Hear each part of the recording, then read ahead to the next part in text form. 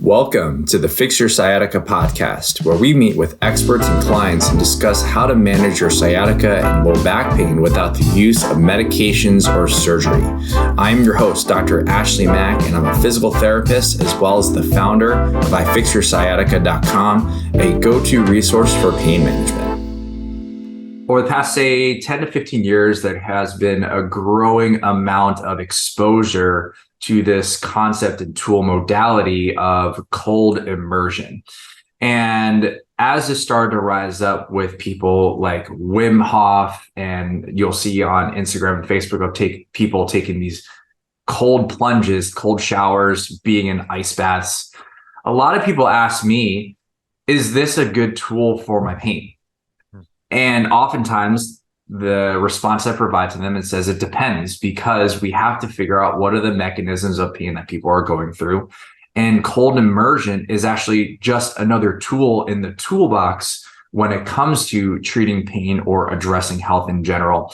And today I have a really great friend of mine.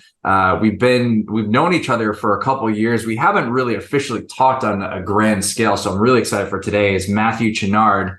He's up in Canada, but he's been doing cold immersion for a number of years and got to the point where he's able to share his experiences out with the world. So today we have Matt on today's podcast. We're going to talk all about cold immersion therapy, what that is compared to, say, cryotherapy or even just ice exposure, and how that can actually help with pain, but also how that can actually manage optimal health. So Matt, thanks a lot for being on today's episode. Thanks for having me, Ashley. I'm really pumped to be here. The pleasure is all mine, Matt. Thank you again for your time, because I know that you're super busy. You just actually crossed like a whole bunch of followers. I think you're at 28,000 followers on Instagram or something. 29. Sorry if I missed. Almost 30. It's exciting. Almost 30. And so you've had some really compelling videos. You've been recording your cold immersion journey for the past, I think it was 3 years? Yeah. So I've been on the journey itself for just over 6. So I've been doing cold exposure for just over 6. I've been sharing it for the past 3, I believe. Wow. Okay. And so you've been sharing this. And Matt, if I may, or can I ask you to tell the audience a little bit about yourself and your experience? What kind of brought you to this point of us talking today? Yeah. So born and raised in a small town of Camrose, Alberta in Canada, where it's very chilly. So it's easy to do cold exposure for sure. Grew up playing hockey. I was homeschooled so I could play hockey, do all these different sports. I was always intrigued with exercise. I would train every single summer. When I was 16, I believe I was 6'5" and 170 pounds. So every single summer I'd eat a bunch of food. I'd work out really hard just to keep putting on muscle. So as I went through this, as I got closer to college, I started to investigate, hey, personal training. I really enjoy doing it myself. And potentially maybe I could open a gym up one day. So once I retired from hockey, or I guess once I stopped playing because I got so many concussions, talking about back stuff, I'm sure that has a little bit to do with some of my back stuff I've dealt with. I then went on to do some trade work, became a personal trainer, then opened up what is now Greater Purpose Health and Fitness, home of CrossFit Camrose, the affiliate, with my partner at the time, my founder of that business. Started training, went into the mentorship of Two Brain Business, which I know we're both familiar with, we're both part of, and then started to investigate more so what these practices in the health and fitness industry could do for me. So almost a self-experimentation. Initially, early on, I was training probably 6 days a week, 2 hours plus a day, definitely overtraining. I was like thinking to myself, I'm going to make it to the CrossFit Games. I'm going to train this much because this is what I see on TV. And if I train this much, this is how I'm going to get there. Long story short, in that, hurt my back really bad. Wasn't able to walk for 2 weeks. Over a 5-year period, I got adjusted by a chiropractor that didn't really do the process that well. My leg went numb, and I was coaching people in my facility, and I couldn't lift a PVC off the floor without pain or squat without pain. So this started my journey of trying to figure out, okay, there must be different things, because I was going to physiotherapists and doctors and trying to look for something to help me with this. And they were giving me these small little exercises that didn't really equal up to my day-to-day tasks. I knew there had to be a different way of doing things. So then I investigated, went out to New York for an Active Life seminar, got programmed from them, started implementing something called movement resolution in our gym. Long story short, I'm pain-free. My leg numbness is gone. I can do most of the exercises I could do before. And that would be one experimentation. And then in there would be some cold exposure practice as well, which I can go deeper into. Man, what a journey to go from someone who was in peak physical condition as a professional hockey player, and then having to retire from that. I mean, I'm sure that in itself was a big transition. And I should also say, let's call it junior hockey. So I didn't quite make it professional before I got too many concussions. Okay. Yeah. Well, you were training like a pro, right? Yes, there it is. Thank you. Yeah, yeah. And so, and this is one of the things that I really noticed, like, especially when you play a high level sport or compete in a high level sport, when you reach that point where you are unable to practice or compete that specific modality, you have there's two options. Option number one is like you just can be what we call a couch potato. Or option number two is you find something else that you're able to dedicate that same amount of energy into. And for you, it was CrossFit. Same thing was for me with CrossFit once I retired from swimming. And one thing that I actually love that you brought up during that story was this concept of self-experimentation. And it didn't seem like it was just random experimentation. It was, let me go ahead and find this information that is available, and let me try to see who are the best in the industry, or who are the ones who have a great track record that can actually help me, and you being able to implement it into your life. I really appreciate that. That's good. And the listeners out there, if you're listening to this podcast, you're someone who's actually actively searching for answers. And the fact that you're actively searching for answers and looking for solutions and trying to understand what you are going through, trying different programs, even though it may seem like a long and arduous process, especially if you found things that might not have necessarily worked, you are worlds farther away from where you originally started, where you were in this pain and you had no idea. You actually had the opportunity to go out and research on your own, and that actually puts you in a step further closer to recovery than if you were to have done nothing. So I want to give you listeners an opportunity to applaud yourself for putting in that effort. So let's talk about ice exposure, and kind of like, I think what ends up happening is that people think ice exposure, and we've been saying that a couple times in this episode far, and we're only 5 minutes in, right? And a lot of people think ice, aka cryotherapy, let me put an ice pack on things, and ice exposure. So can you tell us a little bit more about what ice or cold exposure is? And what the major differences are between like that and just slapping an ice pack on a sore joint. Right. Yeah. And I should preface this. I'm not a physician, or like I said before, I'm an experimenter of myself, and I share my story. So from what I understand, cryotherapy is an extreme modality to be used. So I haven't actually tried cryotherapy, so I can't really talk too much on that, but I've been doing cold showers or cold immersion, like I said, for 6 years. And believe it or not, the cold showers I actually find much harder, because you can't create that thermal layer, right? So when you're in the cold tub, once you sit still for a little while and you get past that first wall, you create this thermal layer around you. And people have been commenting on my posts, so I am aware of that. And the next step up is actually to move your arms back and forth. But I think it would be really hard to sit in cold exposure or in cold water and move my arms and try to talk at the same time. So that's my excuse for that. But yes, that's why rivers are so difficult, cold showers.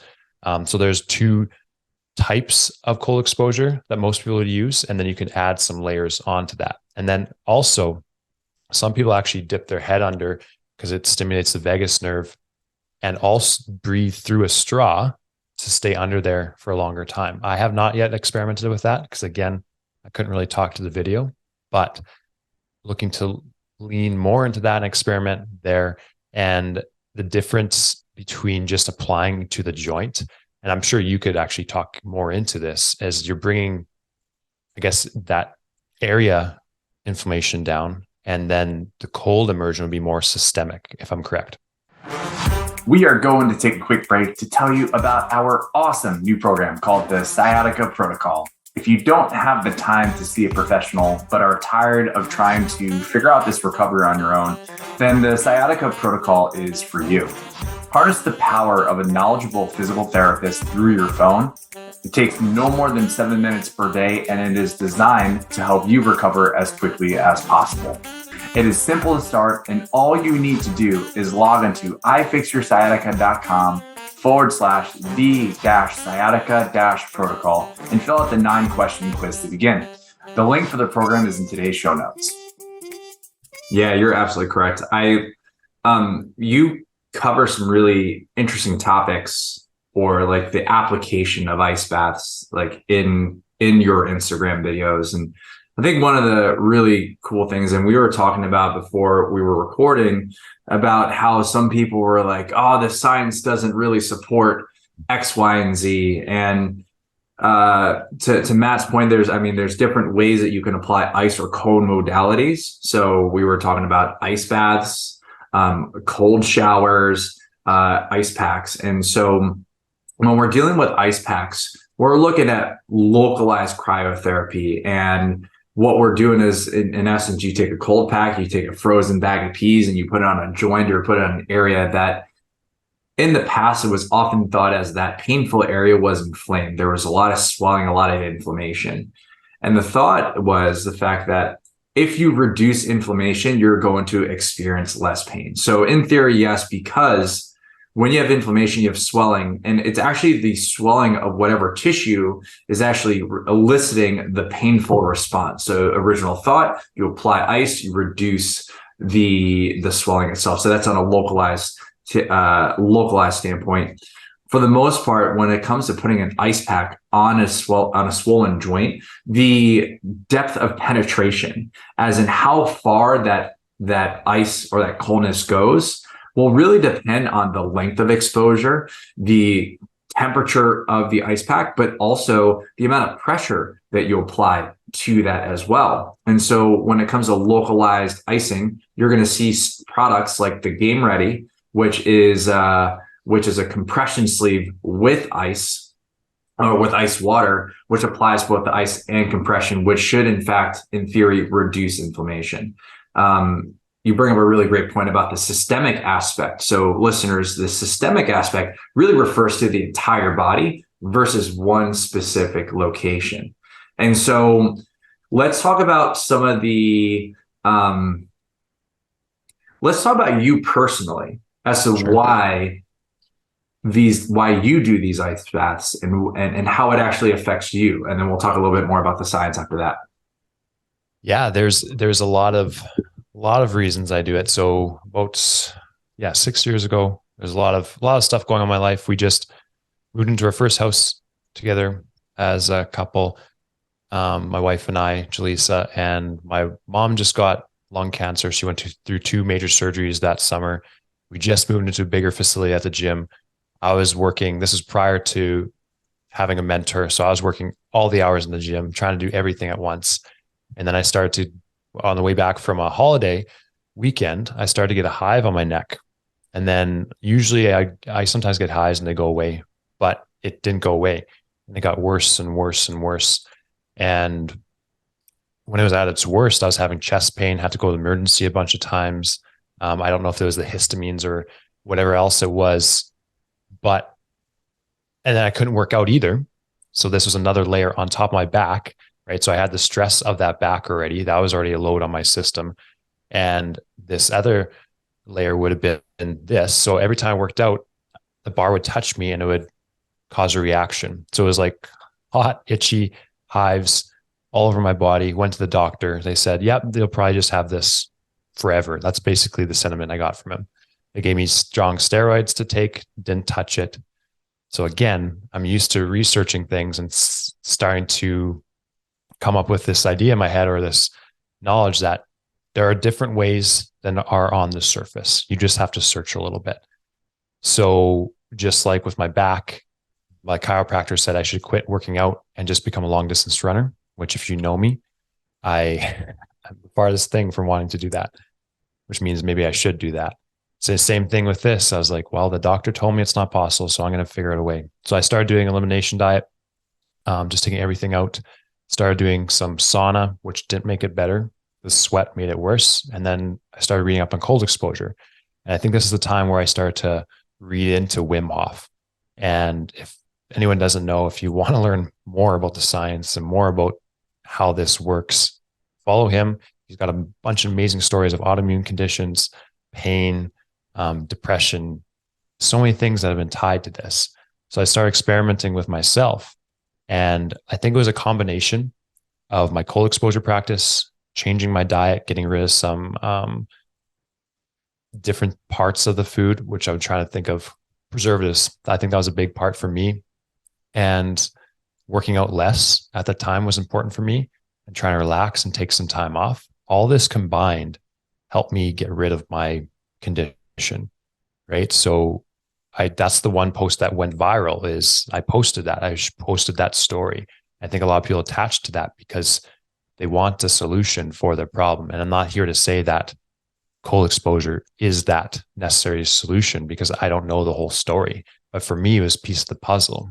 So that was the initial reason, one of them. The other reason was when I was playing hockey growing up, I was afraid of making mistakes. So it held me back how far I could go, because I was afraid. I was playing it safe. I was a good hockey player, but I didn't take risks. So I committed to doing this because it was painful, got me out of my comfort zone. And I said, I'm going to do this every single day. I'm going to start public speaking more. I'm going to go on more podcasts. I'm going to start talking in front of the camera more. So the combination of ice baths and cold exposure was actually my way, selfishly, to get out of my comfort zone and not let this control me anymore. So it took me a long time, but now I'm comfortable. I love doing podcasts, where before I'll get really anxious and nervous about it, but now I'm pumped up about it. And it's helped me handle a lot of create a lot of resiliency mentally, especially through the pandemic as a business owner, right? You're able to separate yourself from the external stress and your response by creating a gap. That's what happens when I step into cold exposure, right? Your body wants to react. You control that reaction with your breath and your mind, and then you can dictate your action based on that. So that's one of the most beneficial things I've found from cold exposure. Very cool. Two very strong, or I guess like I categorize in two very different pieces. We have to deal with the stresses that you've encountered, but also for it to act as a stress, which would then make you easier to deal with the other life stresses that happen in our life. One of them, I think there are a lot of differences between human beings and animals. And I've said this a lot in another podcast, but another interesting difference that I just observed right now, or just came to mind, is the concept of us humans. We will actively seek out discomfort and stress so we can actually overcome the discomfort and stress in the other aspects. And what's really cool with this cold exposure is that you're applying a stress in isolation from everything else. And that's one of the greatest things about any sort of physical stressors. If you're exercising, if you are focusing on meditation, or meditation would be really more like stress management, but people can find that stressful just trying to sit there and meditate. And even this cold exposure, you're focusing on one specific factor, and it's really us. It's us humans who choose to go and put ourselves in these positions, but it's also very much up to us to decide how we can actually respond to that. And in a way, it helps us, and you let me know if you agree, it helps us actually be a little bit more in tune with the stoicism philosophy, where it's like we can't control everything anything that happens around us. The thing that we can really control is actually how we deal with those scenarios and the stresses that get placed upon us. I 100% agree.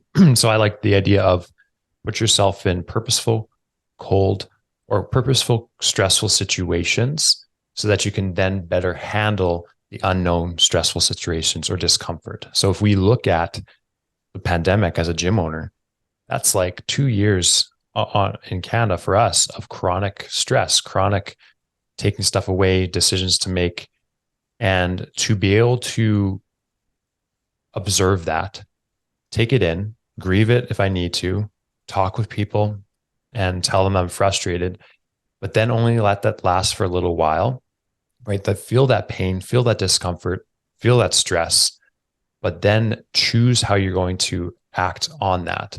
Because it's not usually the external circumstances that dictate the outcome. It's our reaction to those external circumstances that will. So it's not that everyone that gets into cold exposure is going to react the same way, right? It's how they are able to handle that stress. If they put themselves in that cold or that stressful situation or that uncomfortable situation before.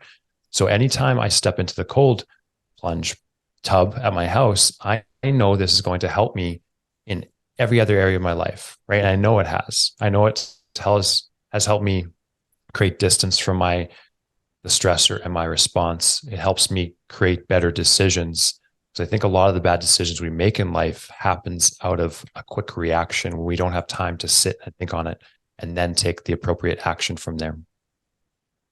Right on. Yeah. And so taking this on how you deal, it's how you react to things and it's being able to change that, which is very important. So let's nerd out a little bit and let's talk a little bit about the science. And then after that, we'll talk a little bit about how that can actually be applied to pain itself. Before this episode, before we started recording, I did a little bit of research on myself because I remember I was exposed to Wim Hof and the Wim Hof method about 8 years ago. And me being the skeptical scientist myself with my schooling and everything like that, I'm also a huge fan of experimentation, but also I'm always walking on that line is this just voodoo magic? Or is there some true scientific experience or some sort of scientific backing behind it? And so listeners out there, if you ever want to see the effectiveness or see the scientific research for anything, you can actually type in whatever term you're looking at. So what I did was I searched Wim Hof, and which is spelled WIM space HOF, and then you type in NCBI, which I forgot what the abbreviation is, but it will actually show all the various different scientific journals that actually cover these specific topics. And so leading up to this episode, I was like, okay, what is going on? And what's really interesting is that there are a couple of different mechanisms that happen within the body with cold exposure. And it's all going to be based on how long you're exposed to, the temperature, but then also how you actually respond. That's a big thing, because if you were to just put yourself in cold water, and I'm sure that some of you are thinking, man, cold showers, you're already starting to get goosebumps. You're eliciting a stress response. Your heart rate's probably getting up pretty high. One of the really interesting things was when Wim Hof and people like Matt and myself, when we do these cold exposures, cold plunges, you go in and instead of having, and you're probably thinking, I'm just hyperventilating right now, just thinking about it, but you might start to hyperventilate. Your heart rate's going to be elevated. Your body's releasing all these hormones, which are going to facilitate that fight or flight. And one of the things that I found to be most intriguing about the Wim Hof method and cold plunging, and one of the things that I find to be really beneficial, is this aspect of you're in this high stress environment, again, in isolation, but it actually allows you, the user, to tap into what we call the sympathetic nervous system, more so the parasympathetic nervous system. It allows you to reduce inflammation, because when you're in the fight or flight mode, you're constantly pumping out hormones to get yourself ready to fight or run away. And that's where we're going to get a little bit more of that chronic inflammation. The parasympathetic is the other end of the spectrum. We call it our rest digest system. And so if you can voluntarily tap into that system, you're going to start to notice a significant reduction in inflammation. In this one article, which I'm going to put in the show notes, it was talking about, healthy volunteers practicing the learned techniques exhibited profound increased increases in the release of epinephrine, which gets your heart rate up, but which in turn led to increased production of anti-inflammatory mediators and subsequent dampening of the pro-inflammatory cytokine response elicited by they said in this study, actually, interesting enough, they injected Wim Hof with a toxin, and they saw how, if he was able to actually protect himself. But really, a large part is being able to put yourself into this protective mode, but not protective, I'm going to fight or run away. It's, I'm going to protect, I'm going to reduce inflammation, I'm going to restore and reduce that sensitivity. And again, in the presence of the most amount of stress, you are able to tap into that system. And that's where I found to be the most valuable. Sorry, I just said a lot right there, Matt, but do you have anything to follow up from there? Yeah, I think the study you're talking about, endotoxin, right? That's what they injected him with. Yeah. So they did it on him individually because same thing. They're like, this can't be real. This can't work. So they did that, and he was able to fight it off. And this endotoxin basically causes the same thing as, if I'm correct, like E. coli, right? Like you get really sick. Yeah. So, and they had a controlled study in there too. They had people who didn't do this, so they got really sick. So, okay, well, maybe this is just my happenstance. So he brought a crew in. I think he's done this a few times, and he did his methods, his cold exposure, his breathing, his mindset work for a week, and they were able to do the same thing. Like, so proving the science behind it and proving that he's not just a one-off type person, right? And I can attest to that. And people, they keep asking me, well, how do you respond in the way that you have? Just a lot of time in that. And I'm able to get into that recovery state quickly. And there's something I noticed with this. So I've only been sick once in the past 3 years, and that was with COVID, Delta. So the morning I went out to do my cold exposure session, I wasn't sick yet, but I thought to myself, this doesn't feel right. Like something feels off. I wasn't able to handle the stress as I could before. And sure enough, the next day I tested positive. So it shows you how it gives you more awareness of what your body's feeling internally, right? So I'm really aware of when I didn't sleep good.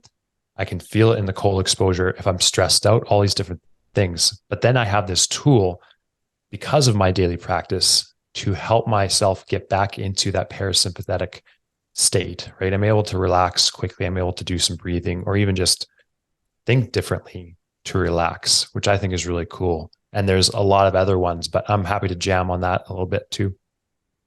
Yeah, well, we're going to take a deep dive into that shortly, but I love the fact that you said it actually allowed you to be more in tune with yourself. You were able to see something doesn't feel right.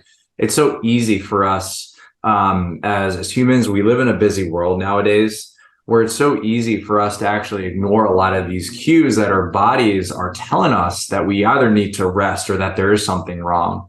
And that in itself is very protective. And let's talk about pain in itself, because pain itself is, and I've said this in a couple of podcasts before today, but pain is a protective mechanism. It's something that actually keeps us alive. It's kind of like a risk management type of scenario in regards to making sure we are not injuring ourselves. Not to say that living in the absence of pain is good either. Again, pain is a protective mechanism. So if we live in the absence of pain, our judgment is going to be poor, which then actually puts us at risk of doing more dangerous activities. When you do this in isolation, when you're having pain, your body is saying, I need to make a change. I need to protect myself. So when we're in protective mode, we are already tapping into that sympathetic nervous system, that fight or flight. Our muscles are going to be tense. We're secreting inflammatory hormones. We're becoming even more sensitive to our pain to make sure we don't make that pain worse. And in some cases, in many cases, it's very important. But then once we get past the healing stage, and again, listeners, the average tissue takes around 12 weeks to fully heal. So if you've been experiencing pain for more than 12 weeks, we're beyond all that inflammation. There might still be a little bit of inflammation, but your body, your mind, your entire nervous system is on high guard. And so when we do something possibly even like cold exposure with this deep breathing, and we're going to talk about some of the ways to like get gently into something like this. But when you're doing this cold exposure under control and you are able to tap into that parasympathetic nervous system state, it allows you to actually reduce the sensitivity of that pain, not because the pain is any less intense, but it makes your mind, a little less receptive to those signals. And as a result, the intensity might go down. So from there, right, let's talk about, it's like, okay, there's ice packs. That's like kind of like cryotherapy localized. And then we have ice baths, ice plunges. People are like, okay, well, this seems like it could be helpful. Now jumping into a cold river, that's like a level 100. Right. So what are some gentle ways that people can implement cold exposure so they can eventually develop into a point where they can turn into a practice? Like what's your greatest experience? Yeah. And I've been getting this question a lot, so I appreciate it. I would say start with a cold shower. And people say, well, do I start warm, go cold? You can really do whatever you want, right? So you're just starting out. It's better to do 1 squat today, 2 air squats tomorrow than 3 squats. Don't worry about going to 100 air squats and then not being able to do it for 2 weeks after that, right? Same idea with this is start your shower, use shampoo, whatever else you do, and then switch it to cold and do 1 breath. That's it for the first day. Next day, see if you can get 2 breaths.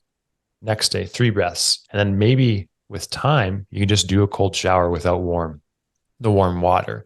And one tool you can use in there is focus on your breathing. Focus on the length of your exhale, right? So long exhale. When you do this, you're telling your body it's okay, right? So the breath is the connecting point between what the brain knows and what the body doesn't. And that's kind of the way I was explained it, right? Like, so I don't know when I'm stepping into the cold plunge, if I'm being chased by a bear. My body doesn't know if I'm being chased by a bear, or if I'm in a cold exposure session. My mind knows. So I force my body to react the way it should by slowing down my breathing. Same thing in the cold shower. It's hard. It's really hard. But if you watch people doing cold exposure for the first time and they're in a controlled setting outside, you'll usually see someone beside them telling them to slow down their breathing, like slow it down, relax the breathing. So those are the 2 biggest ways to start your cold exposure journey. And then from there, hey, maybe get a cold plunge pool in the back. There's no limit to how many cold exposure tubs you can get now. Like there's so many, right? From $10 or let's say $100 to 20,000, I think. So the resources are there. Yeah, it's really great because there's so many options and so much availability to it. I know for me, my practice of cold exposure, I live out here in the great sunny state, although this time of year it's very rainy right now, of California. And so it gets a frigid 42 degrees out here on its coldest day. But what that means is also like all the reservoirs are a little bit on the chillier side too. And we are just coming out of a major drought. And so trying to do long plunges or having like recycled water, I don't have space for that. But because it's the wintertime right now, I actually step into the shower, turn on the water, and the first actual like 45 seconds to 90 seconds is ice water. And so I go in, I do my breaths, and I keep going until the water turns warm. And I was like, okay, great. That's my exposure for the day. But one day that's going to be my goal, is to have a nice plunge tub. And I think, let me know if I saw this correctly, Matt, but I think the magic number is like 11 minutes over the span of a week, right? Yep. Total time. And Dr. Sohenberg, I believe that's her name. She's on Instagram. I've been sending a lot of people to her because she's got a lot of cool studies on this. That's what she's studying predominantly. That and saunas, is 11 minutes total per week to get the benefits of that. And some of the benefits, I have some listed out here: boosts the immune system, increased brown adipose tissue, which helps you increase metabolism, improves sleep quality, increases your dopamine by 250% for a prolonged period, with serotonin, which helps you boost your mood, right? That's why everyone's so jacked up once they get out of this tub. And then another thing to add on is finish on cold. So what this does is it causes your body to have to heat itself up, right? Which is a really great way to increase metabolism, burn fat, and create that more brown fat, which I think when we're infants, we start with a lot of this, but then slowly disappears over time. Yeah. And this is great, like to be able to replace the brown fat and improving metabolism as well. I know a lot of people, when they do get hurt and they are experiencing sciatica pain, one of the first things that they're thinking is, man, I can't exercise. And exercise and working out and moving is probably one of the best things for you. And it becomes increasingly challenging as we get older because we have to hold on to more and more responsibilities, which then confines us to a chair or a desk. But being able to move allows us to keep moving. And so if we're looking at improved metabolism, you actually have the opportunity to have your body kind of work without actually having to do much movement. And if you're experiencing a ton of pain, so much pain where you can't exercise, this is another way to kind of get things going, on top of all the other benefits, which is like the improved breathing and all that other stuff. So I love that. I love that, 5-6 years ago, there was a little bit of research, but now with the age of information, people are not only contributing their experiences, but now they're conducting studies on the benefits of it. And it's always really thrilling. I think one of the so action step number one is starting off with the cold shower, maybe one breath. Any other like key beginner tips that people should consider when doing cold immersion? Yeah, you can prep. You can do some movement beforehand. You can do Wim Hof's breathing exercises, which helps you handle the stress better. Don't do the exercises in the cold plunge. Like, that's a warning because you can get lightheaded. Yes. So that's another tip for beginners out there. And focus on being consistent over perfect, right? So I do mine every single day, but I worked my way up to that, right? It's a part of what I call my automatic deposit system. So I look at anything. So I have this Fit 5 flywheel I use: mental, physical, spiritual, relational, professional. Anything in those categories of my life with my time, energy, and money are considered a deposit. And I can have stacked deposits. So when I do cold exposure, it's actually a stacked deposit for me. I'm getting physical benefits. For me, it's a spiritual benefit. It's a mental benefit. And if you have a bunch of people around you and you're sitting in a cold plunge, it's a relational one too. And it's the ultimate stacked deposit because I do videos with it. So it's a professional deposit too, right? So thinking of it that way is saying, I'm going to make this deposit today.